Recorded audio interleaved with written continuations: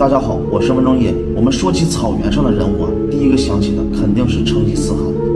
毛主席曾说过，一代天骄成吉思汗，只是弯弓射大鸟。今天我们就来讲一个关于成吉思汗的草原传说。在成吉思汗死后呢，他的墓地到底在哪里，一直都是一个未解的谜团。很多人也都猜测成吉思汗到底有没有葬在中国的境内。这一点呢，我可以很明确的告诉你，确实是在中国境内的。我有一个朋友呢，他的奶奶是黄金家族，也就是成吉思汗的直系后裔。当年的成吉思汗葬身在六盘山，而黄金家族有这样一个规矩，肉身腐烂之前必须下葬。所以按照当时的防腐技术来推算从六盘山再往北，在肉身腐烂之前呢，这个部队不可能走出巴丹吉林地区的。因此最大的可能就是葬在今天的巴丹吉林沙漠的某个地方了。在蒙古秘史中说呢，成吉思汗死后，他的陵墓被一群神秘的生物守护了起来。这个神秘的生物后来被西方人叫做蒙古的死亡蠕虫，在蒙古语呢叫做欧罗伊阔阔伊，翻译出来的话呢叫做血肠之虫，简称为血虫。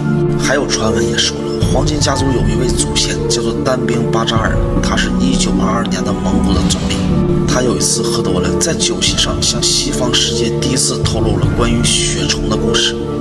他当时讲嗨了，眼看着就要讲血虫是如何成为成吉思汗的首领了。就在这个时候，他被身边的一位随从一碗酒浇到了脸上。清醒过来的巴扎尔惊出一身的冷汗，回到酒席上，他开始绘声绘色地跟探险家们说，血虫是多么的可怕，你们千万不要接近它。巴扎尔还说，我见过的那条血虫大概有60厘米长，就像一根带着鲜血的大肠，它没有头也没有腿，隐藏在沙丘之中。它的头是一个血盆的大口，全身有毒，触碰它就会立即毙命。它生活在戈壁沙漠最荒凉的地方。这些探险家中有一个人叫安德斯，他是美国国宝级的探险家。安德斯从巴扎尔的话中听出了弦外之音，就是找到了蒙古的血虫，就像找到了成吉思汗的陵墓。就是找到了蒙古的血虫，就像找到了成吉思汗的陵墓。于是未来的小10年中，他都在蒙古中国的戈壁不断地寻找着什么。1922年9月，安德斯找到了至今为止人类发现最大哺乳动物巨蜥的化石。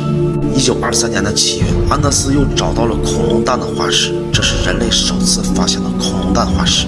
1924年到1925年间，安德斯又发现了圆角龙、灵道龙、喙龙等等全新的恐龙化石。1926年到1928年间，安德斯获得了大量的蒙古的宝藏，似乎他已经发现了传说中的血虫，定位了成吉思汗陵墓的位置。但他写了一本书叫《远古人类的踪迹》，告诉西方世界，虽然蒙古人都坚信血虫的存在，但是他认为这种生物只是存在于幻想之中。1928年6月，安德斯探险队在张家口被中国当局张作霖政府抓捕，抓捕的理由是盗取蒙古的宝藏。随后呢，当局关押探险队，收纳宝藏和化石。最后经过交涉，当局释放了安德斯，并且归还了他发现的恐龙化石。但这一切蒙古宝藏和血虫以及成吉思汗陵墓的秘密必须留在了中国的境内。后来安德斯被禁止再进入中国，但是那些化石足够能让他成为美国国宝级的探险家。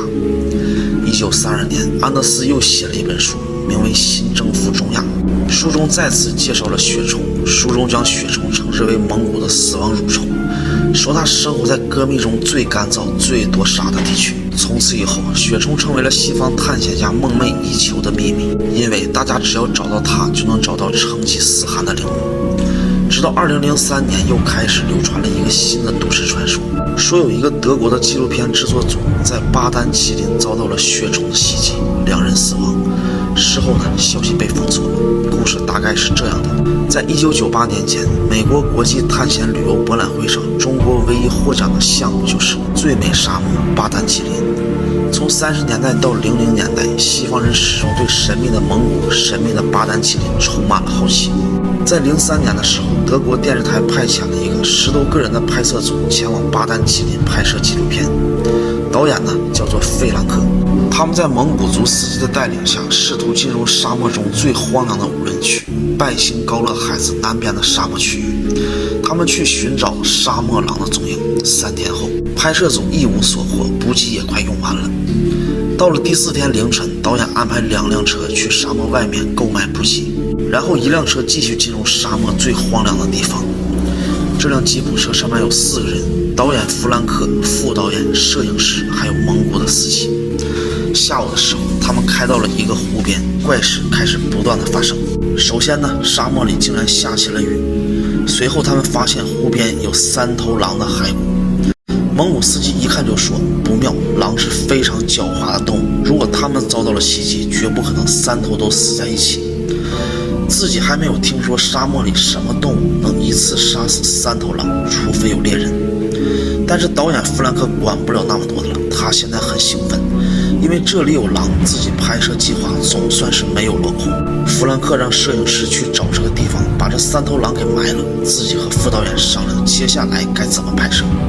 结果不一会儿，大家听到了远处传来摄影师的惨叫，3个人赶紧跑了过去，发现摄影师口吐白沫，正在地下抽搐。副导演赶紧对摄影师进行急救，导演跑回车上取急救品。蒙古司机跟着导演跑了没有几步，突然说：“导演，你看那是什么？”只见沙丘上有一条爬行痕迹在跟着自己，就像沙丘下有一条蛇在爬动一样。导演这时正准备凑上去观察，突然司机一把把导演推开，同时一条血红色闪电从他们身边划过。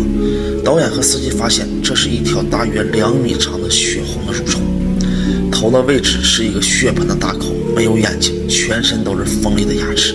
司机说：“快跑，这是血虫，不要管摄影师了，他和狼都是被这条血虫袭击的，快跑！”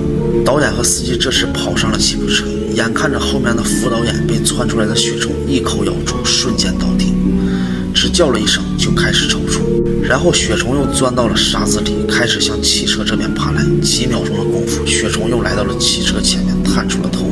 司机猛打方向盘，猛踩油门，车子碾压血虫的头顶开了过去。司机一口气开出了10几公里，随后他们向当地政府求援。第2天，政府派来了好几辆车，还带了整整1个班的武警，全副武装。在武警的保护下，一行人又返回了湖边，可惜一切都消失了。摄影师和副导演不见了，3头狼的尸体也找不到了。回程的途中，司机和导演被分开。几天以后，导演再看见司机的时候，2个人谁也没有提起血虫的事情。同伴们问起的时候，他们只说那天一行人遭到了狼的袭击。好了，我们回到现实，血虫这种生物真的存在吗？关于这个问题，我们再来分享一个现实中